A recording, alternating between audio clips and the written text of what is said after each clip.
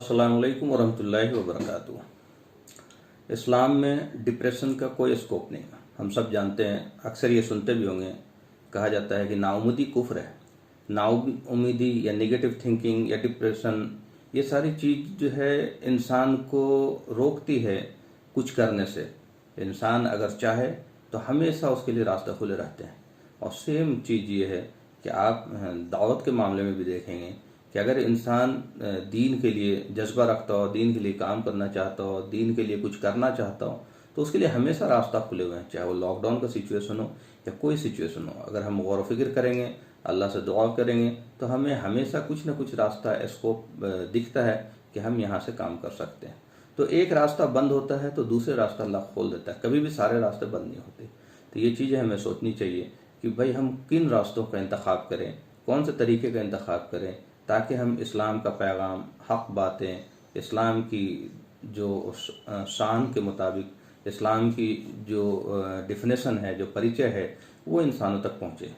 इस्लाम में सुस्ती, काहली, डिप्रेशन के बिल्कुल एकांत में, तन्हाई में सिर्फ रोते रहना, सिर्फ कुढ़ते रहना, या सिर्फ ये सोचते रहना कि मैं अकेला क्या कर सकता हूँ या मैं क्या करूँ, ऐसा नहीं है।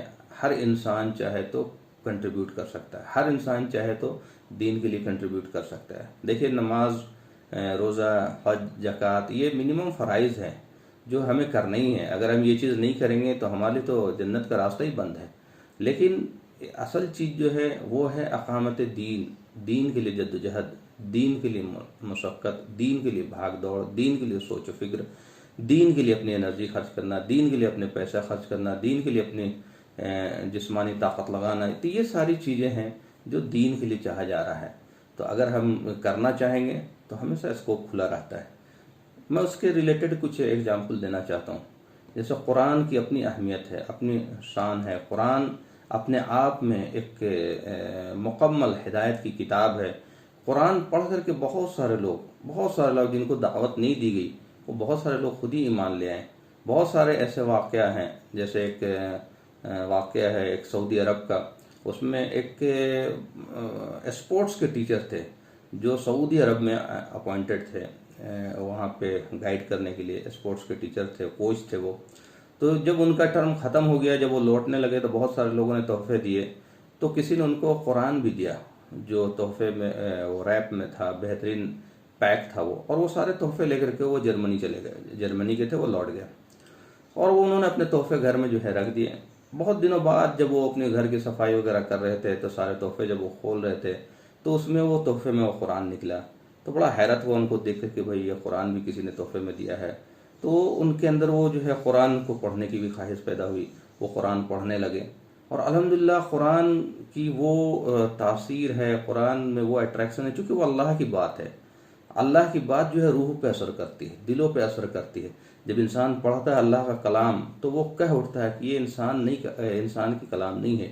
जब कुरान पढ़ता है तो वो बेसाख्ता कह उठता है कि ये कलाम जो है इंसान नहीं कर रहा, ये अल्लाह का कलाम, ये बातें इंसान नहीं कर रहा, अल्लाह कर रहा। और वो ईमान ले आए। तो इसी तरह कुरान की अहमियत इतनी ज़्यादा है। कुरान की किरत, आपको मालूम होगा, यूट्यूब में एक बहुत ही फेमस कारी का वीडियो चल रहा है, मोहम्मद अल खुर्दी। उनके ऊपर रिएक्शन वीडियोस इतने ज़्यादा यूट्यूबर्स ने बनाए हैं, उसमें बहुत सारे यूट्यूबर्स उनके कुरान की किरत का जो असर है, रूहानी असर, वो जो कैफियत, उसकी वजह से इस्लाम ले आए। ये बहुत ही हैरत की बात है। तो हमारे लिए कुरान की अहमियत जो है, हम खुद अपनी पोटेंशियल को रियलाइज़ नहीं कर पा रहे हैं। कुरान की किरत में वो जादू है, वो मतलब उसके अंदर रिदम है, वो कलाम, कि दुनिया की किसी मौसीकी में वो चीज़ नहीं है। एक पंडित जी थे जिनके बारे में वाकया मैंने सुना था कि वो सुबह सुबह जब गुजरते थे एक मोहल्ले से, तो वहाँ कुरान की किरत की आवाज़ आती थी। वो इतनी बेचैन हो जाते थे कि वो रुक जाते थे, वो सुनने लगते थे कि ये कैसी आवाज़ है, कैसी आवाज़ है जो मुझे खींचती है अपनी तरफ। फिर वो अक्सर ये खड़े होकर के सुना करते थे। फिर उन्होंने बुलाया घर वालों को, पूछा ये क्या है, क्या पढ़ते हो? तो उन्होंने बोला हम कुरान पढ़ते हैं। तो बोले कुरान पढ़ते, ये तो बहुत ही बेहतरीन इसकी ये है कि ये जब भी मैं सुनता हूँ तो मेरी रूहानी कैफियत बदलने लगती है।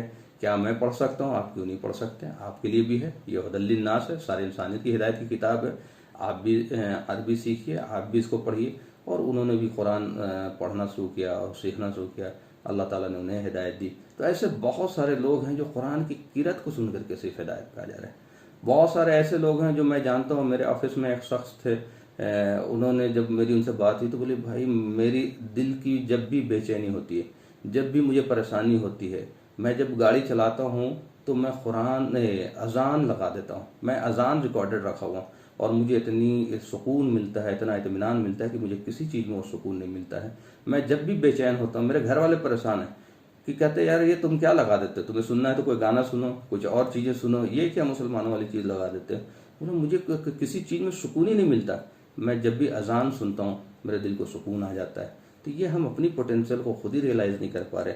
मैं रिक्वेस्ट करता हूँ, बहुत सारे अच्छे अच्छे कारी हैं हमारे यहाँ, लाखों की तादाद में कारी हैं हमारे। कभी आप पब्लिक प्लेस में, कभी कोई गार्डन में बैठ करके आप अपने लोगों को, दो चार लोगों को बैठा करके कुरान की किरत करें, कभी किसी और पब्लिक प्लेस में बैठ करके कुरान की किरत करें।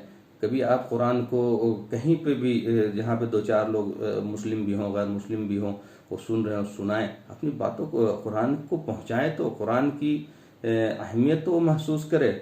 मस्जिद में इतना अच्छा स्कोप है कि मस्जिद में जैसे तरावी सिर्फ साल में एक बार पढ़ी जाती है, और वो तरावी भी इतनी स्पीड में पढ़ी जाती है कि उसका असर जो है ना जितना होना चाहिए वो होता नहीं है। लेकिन अगर वही खिरत 5 मिनट के लिए, 10 मिनट के लिए, नॉर्मल डेज में भी कभी आप एक्सपेरिमेंट करें, माइक से लगा करके आप छोड़ दें बाहर के लोगों को सुनने के लिए, हार्डली 5 मिनट के लिए, आप देखें बहुत सारे लोगों की कैफियत बदल जाएगी। बहुत सारे लोग पूछने आ जाएंगे ये है क्या, किसकी आवाज़ थी, ये क्या था, ये कौन सा कलाम है, क्या चीज़ पढ़ी जा रही है। तो अच्छे कारी का अगर कोई किरत हो तो आप मस्जिद से भी 2-4-5 मिनट के लिए कभी लगा सकते हैं। उसी तरह अजान का मामला है, अजान ने भी बहुत सारे लोगों को ईमान मिला है। तो हम अपने मस्जिदों में अजान को भी सुधारें, ऐसी अजान दें जैसे हरमैन में अजान होती है, बेहतरीन अजान दें। तो ये अजान लोगों को, फिर वो ऐसे बेचैन होंगे कि अजान का इंतजार करेंगे लोग। अभी क्या है कि लोग बोलते हैं भाई ये अजान से हमें परेशानी होती है, अजान से हमारी तकलीफ होती है। तो हमारे यहाँ भी लोग ऐसे हैं जिनको कोई मतलब ही नहीं, बस फॉर्मेलिटीज़ के तौर पे अजान दे दिया, कभी नहीं सोचते कि मैं इसको सुधारूं, नहीं सुधार सकते तो किसी से सीखूं, किसी और को बुला करके सीखूं। ये सीखने की, ये मतलब कोई बस यूं ही चल रहा है, बस एक काम है, एक फॉर्मेलिटीज़ है, अजान देना है, कोई भी दे दिया। वह अच्छे तरीके से आप अजान देंगे तो उसका भी असर ऐसा पड़ेगा कि लोग अजान सुनने के लिए बेचैन रहेंगे कि नेक्स्ट कब अजान होगी। सुबह में लोगों के अजान से नींद में खलल होती है, लेकिन अगर आप अजान उस तरह से दें जैसे हरमैन में होती है तो वो बेचैन होकर के इंतजार करेंगे कि कब इनकी अजान होगी। तो वो चीज़ हम खुद अपनी पोटेंशियल रियलाइज़ नहीं कर रहे। हम उन पोटेंशियल को रियलाइज़ करें और लोगों तक वो चीज़ें पहुँचाएँ कि जो बेचैन हो, उनकी रूह को बेचैन कर दे।